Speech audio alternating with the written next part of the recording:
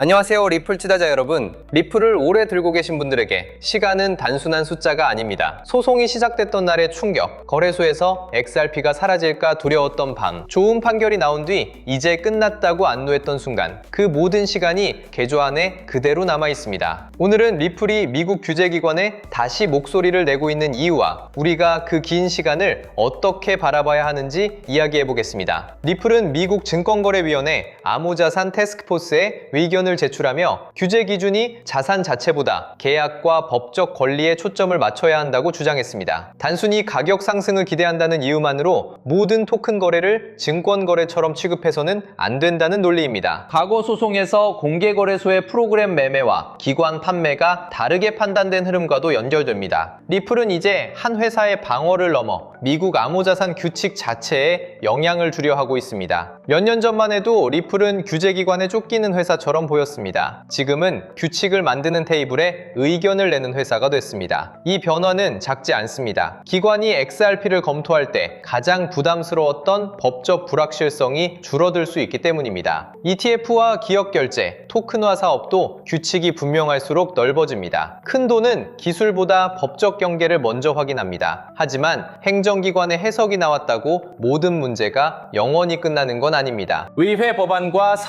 상통선물거래위원회의 역할, 다음 행정부의 정책도 남아 있습니다. 규제 환경이 좋아졌다는 말과 위험이 완전히 사라졌다는 말은 다릅니다. 리플 투자자가 오랜 소송 끝에 가장 조심해야 할 것도 지나친 안도입니다. 좋은 방향은 인정하되 가격과 제도의 다음 단계를 계속 확인해야 합니다. 시장 가격은 이런 변화를 한 번에 반영하지 않습니다. 일부 자금은 규칙이 정리되기 전에 먼저 들어오고 더 보수적인 기관은 법과 상품이 완성될 때까지 기다립니다. 그래서 ETF 자금이 들어와도 가격은 천천히 움직일 수 있습니다. 기존 매도 물량과 에스크로 공급, 약한 알트코인 심리가 동시에 남아있기 때문입니다. 규제 할인은 줄어들고 있지만 매물 부담까지 하루에 사라지는 건 아닙니다. 이미 오래 물려있는 분에게 규제 뉴스는 희망이면서 함정이 될 수 있습니다. 이번에는 정말 다르다는 생각으로 무리하게 비중을 늘리기 쉽습니다. 하지만 장기 변화와 오늘의 진입 자리는 나눠야 합니다. 가격이 주요 지지를 지키고 ETF 유입이 이어지며 거래량이 늘 때 비중을 검토하십시오. 법적 환경이 좋아졌다는 이유로 지지선 이탈을 무시하면 기다림이 다시 짐이 됩니다. 새로 들어오려는 분은 과거 소송의 고통을 직접 겪지 않았기 때문에 오히려 차분하게 볼 수 있습니다. 리플의 역사에 감정적으로 빚진 게 없으니까요. 그 장점을 살려 가격과 수급을 보세요. 좋은 규제 발표 뒤 저항을 넘지 못하면 기다리고 돌파 뒤 지지로 바꾸면 작은 비중부터 시작합니다. 오래된 투자자의 확신도, 오래된 투자자의 분노도 그대로 따라갈 필요는 없습니다. 리플을 오래 버틴 분들은 자신이 견딘 시간만큼 보상받아야 한다는 마음이 생깁니다. 너무 자연스러운 감정입니다. 하지만 시장은 보유기간의 이자를 붙여주지 않습니다. 오래 들고 있었다는 이유로 더 위험한 선택을 해서는 안 됩니다. 과거의 시간을 되찾으려고 미래의 자금까지 모두 넣으면 계좌는 더 취약해집니다. 지금 남은 자산을 기준으로 새 판단을 해야 합니다. 한편으로 그 시간이 완전히 헛된 것도 아닙니다. 소송을 겪으며 리플의 법적 위치가 어떻게 달라졌는지, 시장이 규제 뉴스에 어떻게 반응하는지 누구보다 잘 알게 됐습니다. 그 경험을 단순한 상처로 남기지 말고 기준으로 바꿔야 합니다. 어떤 발표는 하루짜리 펌핑에 그쳤고 어떤 변화는 기관 상품과 실제 사업으로 이어졌는지 구분해 보세요. 기다린 시간에서 배운 것이 있다면 다음 선택은 달라질 수 있습니다. 저 역시 시장에서 오래 버티면 언젠가 자동으로 보상받을 거라 믿었던 적이 있습니다. 하지만 버틴다는 말 뒤에 아무 기준이 없으면 인내가 아니라 방치가 되더군요. 무엇을 기다리는지, 언제 생각을 바꿀지 정해놓은 사람만 시간을 자기 편으로 만들 수 있었습니다. 그 경험과 기록을 알트코인 메가사이클이라는 책에 담았습니다. 오래 들고 있었다는 이유만으로 판단이 흐려지지 않게 지금 시점에서 다시 기준을 세우는 방법을 정리했어요. 필요하시면 고정 댓글에서 무료로 신청하실 수 있습니다. 신청한 뒤 댓글에 메가사이클이라고 남겨주시면 확인해서 보내드릴게요. 오랫동안 혼자 버텨온 분들께 조금이라도 도움이 됐으면 합니다. 책에는 본전 가격에서 벗어나는 방법, 보유기간과 투자 근거를 분리하는 방법, 규제 뉴스의 원문을 확인하는 순서를 넣었습니다. 시장에 대한 믿음과 내 계좌의 위험을 따로 보는 연습도 담았습니다. 가격 가격 전망을 외우는 책이 아니라 전망이 틀렸을 때 살아남는 방법을 이야기합니다. 다음 기회를 잡으려면 이번 판단에서 모든 걸 걸지 않아야 합니다. 오늘 리플의 규제 움직임에서 기억할 건 분명합니다. 리플은 규칙에 끌려다니던 자리에서 규칙을 만드는 논의에 참여하는 자리로 이동했습니다. 기관 접근에는 긍정적입니다. 하지만 법적 환경의 개선이 오늘 가격을 보장하지는 않습니다. ETF 수급과 원장 사용, 주요 지지를 함께 보며 변화가 실제 돈으로 연결되는지 확인해야 합니다. 여기서 리플만 따로 보지 말고 알트코인 시장 전체 흐름도 같이 보겠습니다. XRP에 좋은 재료가 있어도 시장의 돈이 비트코인에만 머물면 반등폭은 제한될 수 있습니다. 반대로 비트코인이 큰 변동 없이 자리를 지키고 이더리움이 조금씩 강해지면 대형 알트코인에도 차례가 돌아옵니다. 리플이 움직일 때도 대개 이런 시장의 순서와 겹치는 경우가 많습니다. 가장 먼저 볼 건 비트코인 도미넌스입니다. 비트코인 가격이 버티는데 도미넌스가 내려가면 다른 코인으로 자금이 이동하고 있다는 뜻일 수 있습니다. 다만 도미넌스가 내려간다는 이유만으로 곧바로 모든 알트코인이 오르는 건 아닙니다. 이더리움과 솔라나처럼 거래가 많은 종목이 먼저 힘을 받고 그 다음에 결제나 실물 자산 같은 개별 테마로 돈이 번지는지 확인해야 합니다. XRP는 시장 전체와 함께 움직이면서도 규제나 ETF, 리플의 사업 소식에 따로 반응합니다. 그래서 비트코인과 비교해보면 흐름을 읽기 편합니다. 비트코인이 오를 때 XRP가 더 강하고 비트코인이 밀릴 때는 덜 빠진다면 상대적으로 매수세가 붙은 겁니다. 반대로 좋은 뉴스가 나왔는데도 시장보다 약하면 위에서 나오는 물량이 아직 많다고 볼 수 있습니다. 거래량도 하루치만 보면 헷갈립니다. 급등한 날 거래량이 컸다는 사실보다 그 다음 조정에서 거래량이 줄어드는지가 중요합니다. 오를 때 거래가 늘고 내릴 때 거래가 줄면 매수자가 급하게 빠져나가지는 않는다는 뜻입니다. 반대로 상승 직후 큰 거래량과 함께 이전 가격으로 돌아오면 단기 자금이 빠져나갔을 가능성이 큽니다. 이런 종목은 다시 돌파하기 전까지 기다리는 편이 낫습니다. 펀딩비와 미결제 약정은 과열을 확인할 때만 간단히 보시면 됩니다. 가격이 오르면서 미결제 약정과 펀딩비가 동시에 빠르게 높아지면 뒤늦게 롱 포지션이 몰리고 있는 겁니다. 상승이 더 이어질 수도 있지만 작은 하락에도 청산이 크게 나올 수 있습니다. 현물 거래량은 따라오지 않는데 선물만 뜨거워지면 추격하지 않는 편이 안전합니다. 신규 진입은 2번이나 3번으로 나누는 게 좋습니다. 첫 매수는 내가 본 지지가 실제로 작동하는지 확인하는 정도로만 들어갑니다. 가격이 저점을 높이거나 돌파한 자리를 다시 지킬 때 두 번째 비중을 붙일 수 있습니다. 처음부터 전부 들어가면 판단이 틀렸을 때 할 수 있는 일이 손절이나 버티기 둘 중 하나로 줄어듭니다. 현금을 남겨두면 기다리거나 더 좋은 가격을 선택할 수 있습니다. 분할 매수와 물타기도 구분해야 합니다. 분할 매수는 들어가기 전에 가격과 금액, 최종 손절 기준이 정해져 있습니다. 물타기는 가격이 내려올 때마다 새로운 이유를 만들어 돈을 더 넣습니다. 처음에는 ETF를 보고 샀다가 가격이 빠지면 장기 투자라고 바꾸고 더 빠지면 세력이 흔든다고 설명하는 식입니다. 매수 이유가 계속 달라지고 있다면 일단 멈춰서 처음 계획을 다시 보는 게 맞습니다. 이미 수익 중이라면 목표가 하나만 정해두지 마세요. 첫 저항에서 일부를 정리하고 나머지는 추세가 이어지는지 보면서 가져갈 수 있습니다. 전부 팔고 더 오르는 모습을 보는 것도 힘들지만 수익을 한 번도 확보하지 못한 채 처음 자리로 돌아오는 건